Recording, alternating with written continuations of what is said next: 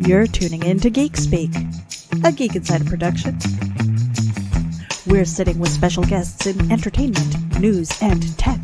So sit back and enjoy as we geek out together right now.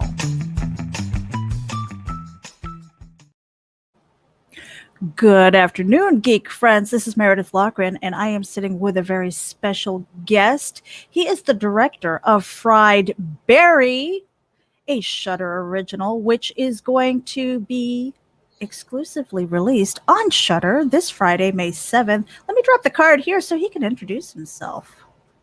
Hey, how's it going? Hey, Ryan. Ryan Kruger. So now this is a director. No, I shouldn't say that. This is a feature film debut for you because you've been directing. You've been behind the camera for a while. Yeah. So this is my first feature film. Normally, like my background, I've always shot music videos and short films, and also do a lot of acting work as well. I was actually started as an actor and then went into directing. But yeah, it's been a long journey to get to this point. Now, a short film can go anywhere from, 5 minutes to like 15, 20. And to make that jump into feature film, that must have been kind of a learning curve for you. What was that like?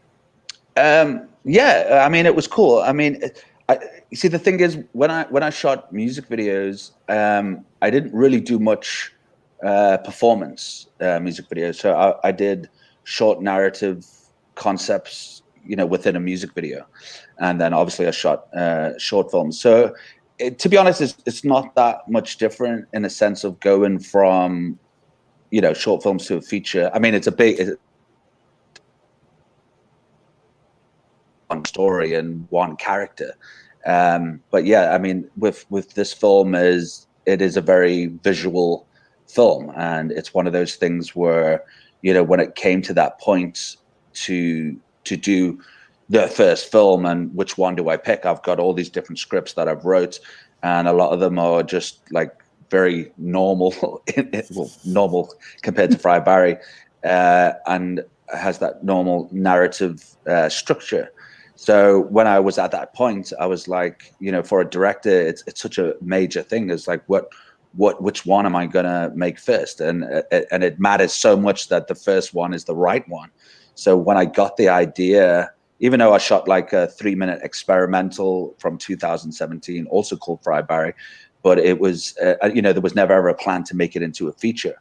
So when I got this idea, I think maybe the short planted that little seed in my head because of it did well at festivals and it won awards, and we had some fan art. Some people just really, like what we did with the short, but I never thought about making it into a feature because I knew it would have to be the perfect story and the perfect character. But then when I got the idea straight away, I was like, this is the one. I know that this is the right one to make. I haven't seen this film. It's super creative compared to the other scripts that I had. And it was one of those things where, I shot for over a year and a half. We only shot 28 days, and it was developing as we were going, but there was a lot of thought that went into every single thing that we did. And the story of Fried Barry is about a heroin addict that gets abducted by aliens, spat back out on Earth, and this alien takes this human's body on this joyride, and it's almost like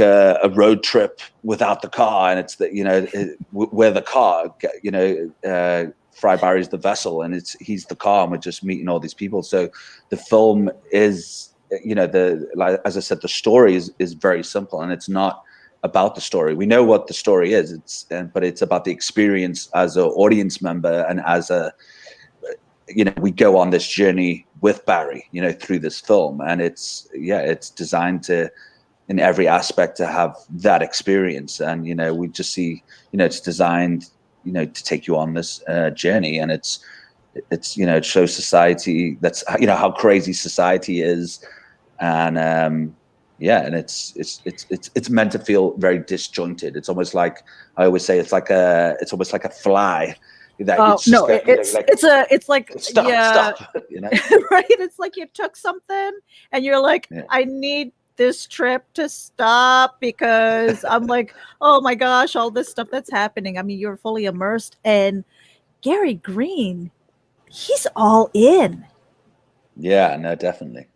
So now he's relatively a newcomer. Yeah. But I mean, he's got some acting chops in there. When he was all in, what was that like directing him? Because I mean, did he bring other ideas, or was he just clay and you're like, do this, and he was out there? Yeah. No, it was very much like that. You see, the thing is, it's, I've known Gary for quite some time, and I've worked with him over the years, maybe about 11 years now, and he's done small things and stuff that I've done, and yeah, it was one of those things where I had to shape him and mold him all the way, because he doesn't come from that trained actor background.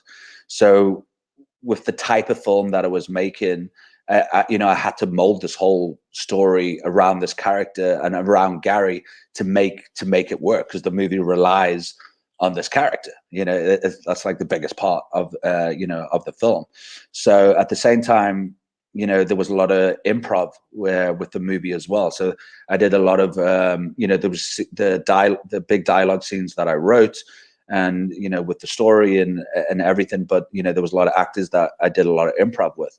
And then when it came to Gary was the only one that didn't do any improv, because I had to get exactly what I wanted and to hit all those beats, because the whole movie relied on this thing to work, or otherwise the movie would crash. So what was the interesting thing was that Gary didn't know what we were doing until that day. So on that day, I'll be like, okay, this is the scene and this is what we're doing. And I needed that clean slate every single day, so he wouldn't overthink anything, and he would go on this journey with me while I'm busy shaping him and directing him. But the interesting thing was his character as Fry Barry, he mimics all these characters that he meets. He's like this kid. He's just mimicking all these characters that he meets. And at the same time, when it came to directing, he was also mimicking me, because I'll be on the side of the camera and I'd be like, okay, cool, Gary, now do this face. Now do this face. Now, okay, now do that face. So I'm busy editing the movie or the scene as I'm going along, because I'll be like, okay, I've got his reaction. Now I need this funny offbeat reaction from Gary.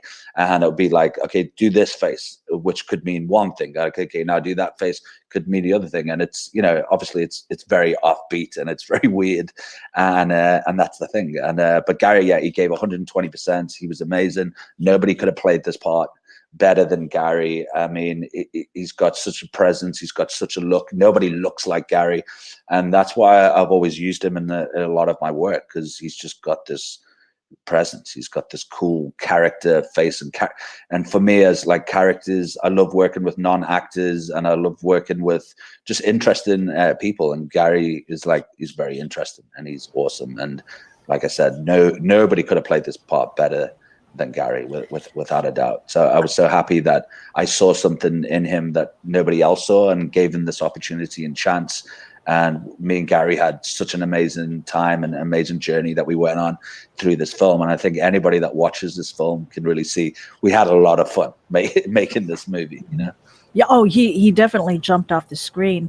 But this is Geek Insider, and I want to get inside the geek here. Where did this story come from? Was it a dream? Was it inspired by, I don't know, crazy events in your life? I think that's what a lot of people think. It's like if it's like a musician, has he writes a song and he's like, oh, I can feel the pain. He's been through a lot or whatever, and they think, I think this song means this, and then the artist's like, no, it was just like one Sunday. Yeah, it's just about this. Yeah, so for I was me, just sitting around with beer, and I was just like, oh, what if I did that? yeah. So for me, it's like, I don't take drugs or anything like that. But it's, it's just like, I think it's like, write what in a sense. When I say that, I know I don't take drugs. Yes, I've tried shit back in the day when I was a kid, but it's write what and there's a lot of humor within the film, and there's a lot of situations in the film where we experience, like, you know, and that's why it's like, you know, people watching the film and they see Cape Town, they're like, oh, I did not want to fucking go to Cape Town. It looks like a horrible place. Cape Town is very beautiful. It's a very beautiful place. And a lot of people come shoot here because we have so many amazing locations. But I always say to everybody, no matter where you are in the world and where you go, every town or very outskirt of a town, we always have that dodgy bar. We always have this dodgy club, or we always have these dodgy streets that you wouldn't walk down, you know, at night. So, you know, this journey that Barry goes on, and it's just funny that these aliens abduct the wrong guy, like completely the wrong guy. It would have been a different story if it was just a 9 to 5 office worker. It would have been a different story. So it's just funny how they pick the wrong guy, and he just walks the bad route. Instead of going right, he goes left. He just meets all the wrong people in the one night. And the aliens must have said to him, right, we're going to drop you in, we're going to abduct this guy. We want you to, you know, go check out what Earth's like. Let's see what it's like, and then report back to us. And then, because it's a heroin addict and he needs his fixes throughout the movie, it's just like, yeah, so everybody has sex, everybody takes a shitload of drugs, and this is it. This is what Earth people do. But that's why, you know, we see the darker side of humanity, and it's not the alien that's actually super crazy. It's actually everybody else. It's all the madness that's, you know, that he's experiencing, and it's the people that he meets that's experience him as well. Mm-hmm. And like I said, his performance was amazing. He was all in. I'm kind of also interested in your Genesis story. I mean, was it always like, I want to make films? Because you did say acting is on your resume. Was that something that you've always wanted to do, or was it kind of accidental happenstance? No, I mean, I'm one of those kids that always knew what he wanted to do. I always wanted to do acting. I always wanted to go into directing, and I've never wasted. Don't get me wrong, I've done like a million shit jobs, but I've never wasted time just putting all my energy into, you know, acting and directing. So it's been a thing that I've always chased after, and picking this story. And I kind of didn't actually answer the question that you asked before, sorry, but it was like, you know, how did it come up with the story? And it really just came to me. And there was like, you know, one of my references obviously was E.T. Another one was Bad Boy Bubby, a 90s Australian movie.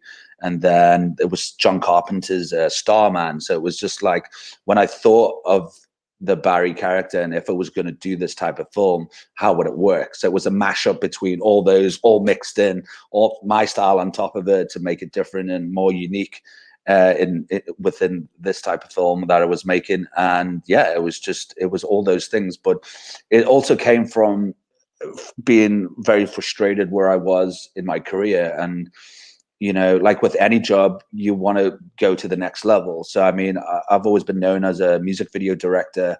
You know, I've done short films, I've done commercials, and the big dream is always to go into making feature films. So, you know, I had all these other scripts that I could have chose, but when I got the idea, I was like, this one's right.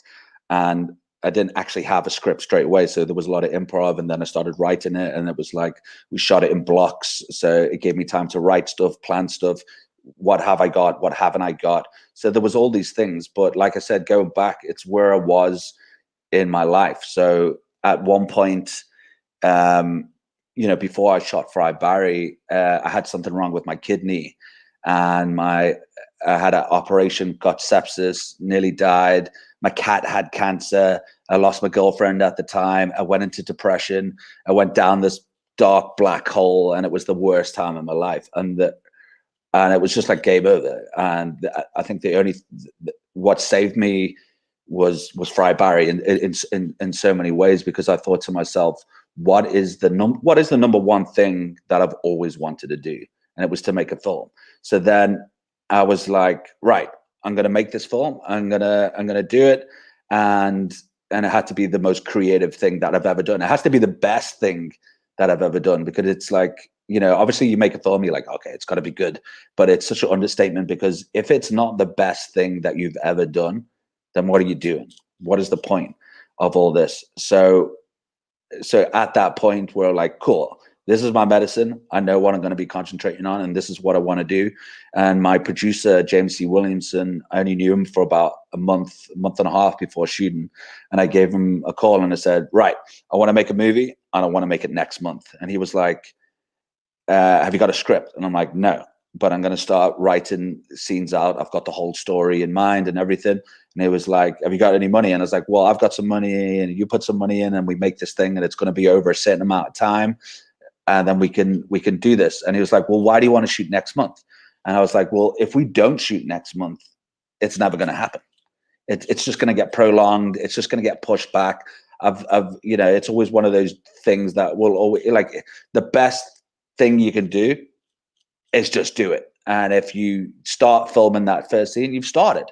So I knew no matter what happens, I said, we're shooting it next month and that's it. We're not going to start planning and then we'll go, yeah, we'll shoot it the month after. It's like, no, we're shooting it next month. And the first block is going to be a week. And that no matter what's happening, we're shooting on this date. And that's what happened. And then we started making Fried Barry. So it saved my life in like so many ways. And I'm not depressed anymore. It came out, and the movie really really helped me. And yeah, I got to be the most creative that I've ever been. My cat is okay. I saved him. He's still alive. And yeah, so it's just one of those things that it was just a great story of how everything happened. And now we're at this point, 7th of May, releasing on Shudder, which is amazing. And I think Shudder is the best place for Fried Barry. And yeah, it's gonna be really interesting to see what happens after this. Yeah, and again, just to kind of copy what he just said, Friday, May 7th on Shudder.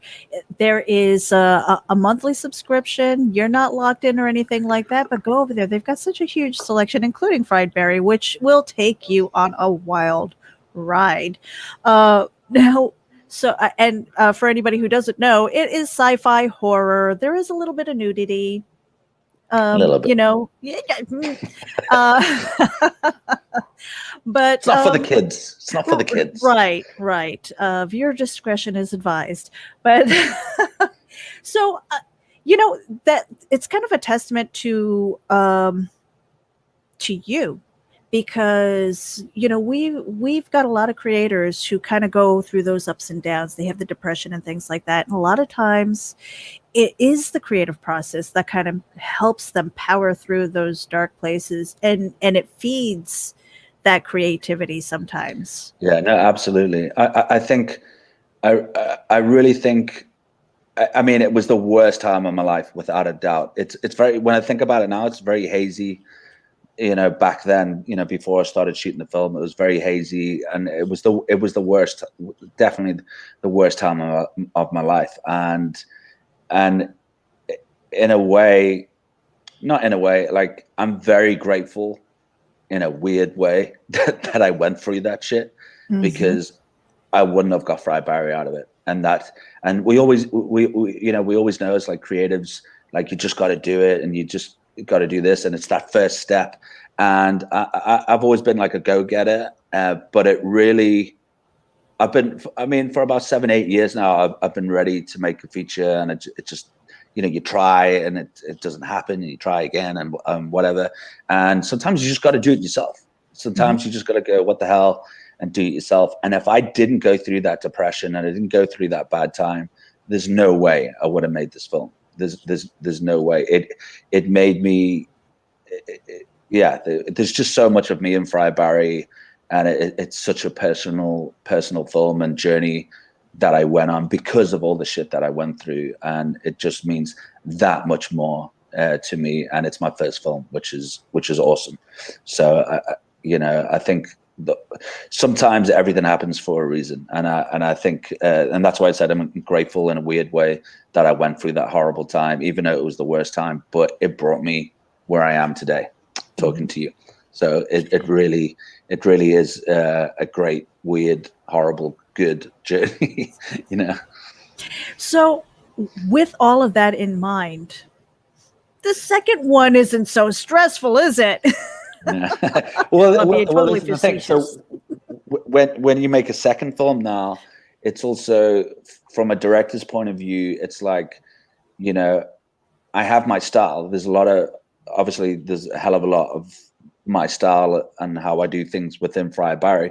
But at the same time, you know, I like all genres. But at the same time, again, it's, you know, I also have to show what else I can do and not just be the one, you know, the one trick pony and just do one style, or think, oh, maybe he won't be able to do a proper movie, or whatever you want to call it, because Friar Barry is weird in its experience. But again, as I said, it's designed that way. Everything that's in Friar Barry, whether it's editing and music or sound design or camera work and everything, it's designed for the type of film of what it is, this weird cult style film that I wanted to make. So it's, you know, they're the ingredients to make that film, what I wanted to make, and it came out, you know, exactly how I wanted it. And it's a bold film. It's not for everybody, and I know that. It's like I mean, here in South Africa is quite conservative.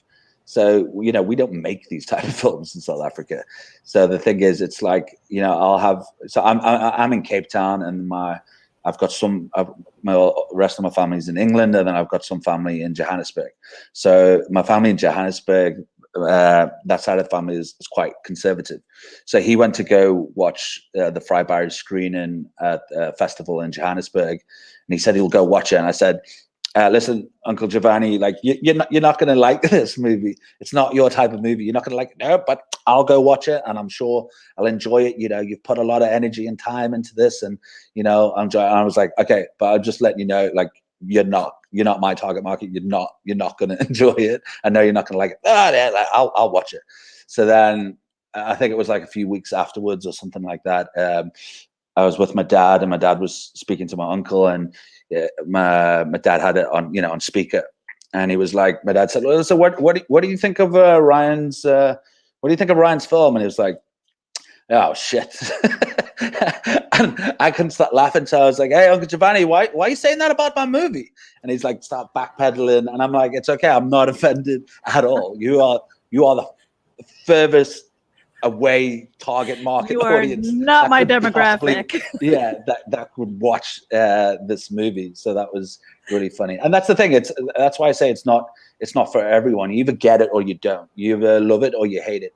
But it's designed for you to speak about it. I mean, there's lots of movies that we watch 10 minutes of, or the whole film, and switch it off and never watch it again, or never even speak to anybody about it. So with this type of film, whether you like it or not, and you watch it, you will speak about it, and that's cool. And yeah, and it's one of those things where it's always great to hear people's different thoughts on the film, and that's why if we all liked all the same films, it would be terrible, you know. And that's why I always look at, like, you know, somebody will say like Christopher Nolan's Interstellar is his worst film that he's done, and I'm like, no, it's just like his best film that he's done. So I mean, people always have different opinions, and will also take something different out of it, you know. I mean, there's people that have spoke to me about the film, I'm like, oh cool, I actually didn't see it in that way. So it's always interesting to hear other people's opinions, and that's cool. And I'm open for that. I love watching other people's work. I'm always, you know, I love movies. I love no matter what genre it is, you know, there's a time and place. On a Sunday, you want to chill. You just want to watch an easy popcorn movie. You don't want a heavy story. You just want to sit there and just lay back and just chill and watch a certain film sometimes, you know. So now, Ryan, we don't have you for very much longer, but I did want to ask you about the festival circuit. I mean, with shorts and things like that, I'm sure that you've been on them. Have you submitted this to the circuit, to festivals? Friar Barry. Mm-hmm.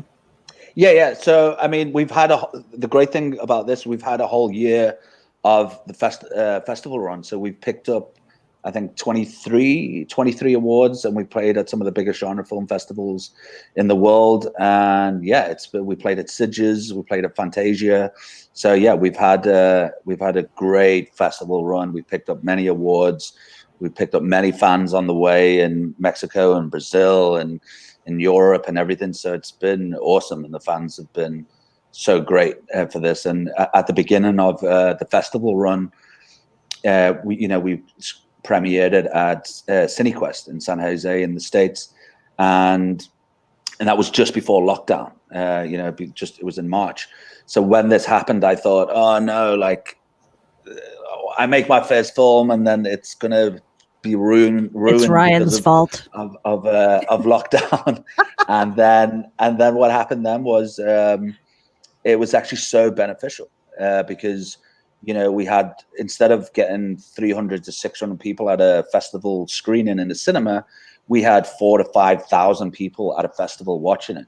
So that created so much more buzz online and people talking about it. So it worked. It was so beneficial for the movie. We had more people watching it by far than what would have watched it. So it was amazing. Like, I think every festival should have online and have a physical screening, because when you go to a festival, you can't watch everything, the whole program anyway. So it's like, cool, I want to go watch this and this at the festival, and then online I'll watch this and this and this and this. So yeah, it was still a great experience for the film and getting it out there. I think it's pretty amazing too, where you have a lot of companies, production companies, creators who went out there, and some of them were like, oh, thank goodness I needed a little bit of a break. And then they got really, really busy. They took the opportunity to really ramp up the creative process. And then, to what you were saying with the festivals kind of pivoting and going, okay, how are we going to still reach an audience even though they can't physically be there? Do you think moving forward that they will continue to adopt this, or do you think it'll kind of be very exclusive to their locations? No, I think they have to do it. And I think they've probably learned a lot. From me just doing the festival run online, I've learned a lot. And I also run the South African Independent Film Festival here in Cape Town. And yeah, I've learned so much about festival runs and stuff. And I think it's great, because the sad thing is, not everybody can go to a festival. Sometimes they live too far away or this or that. So it involves your whole, whatever country you're in, it involves the whole country. So you can be like, it doesn't matter if you can't get a plane or a train or travel all this way. You can watch it online. You can still be there. And if you can be here, then you can go watch it. And don't get me wrong, sitting with an audience in a cinema is amazing, and I love it, and I hope that never changes. It's always a great, and Fried Barry is one of those films which is great to watch with a bunch of people, and in a cinema, it's a great movie to have there. But I think for festivals also to make more money and everything, it works great. Have it online, have it physical, and it's great.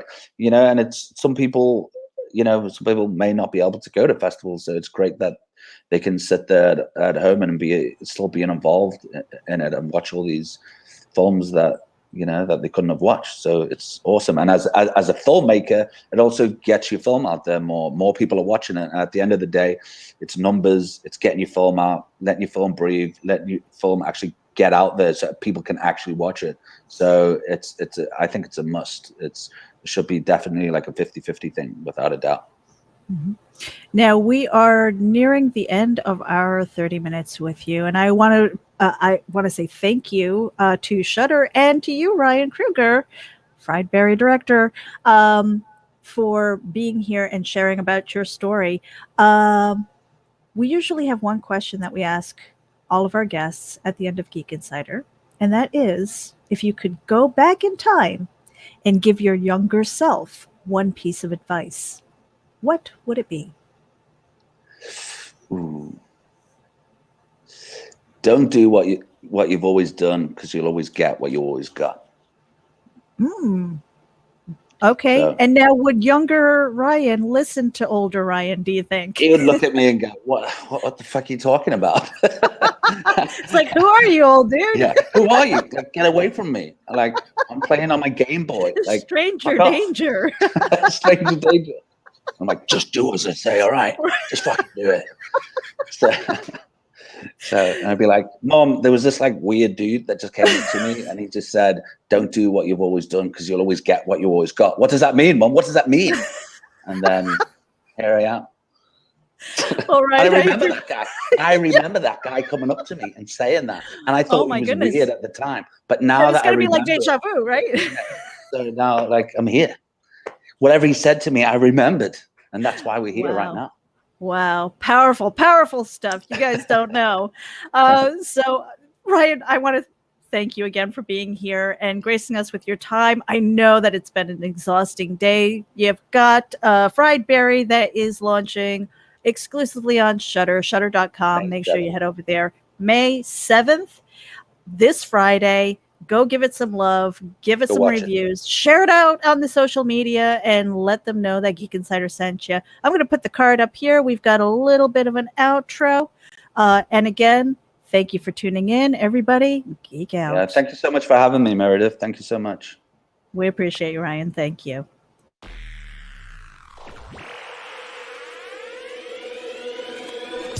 At Geek Insider, we foster relationships with those in the geek sphere so we can give our audience the insider view of entertainment, tech, and more.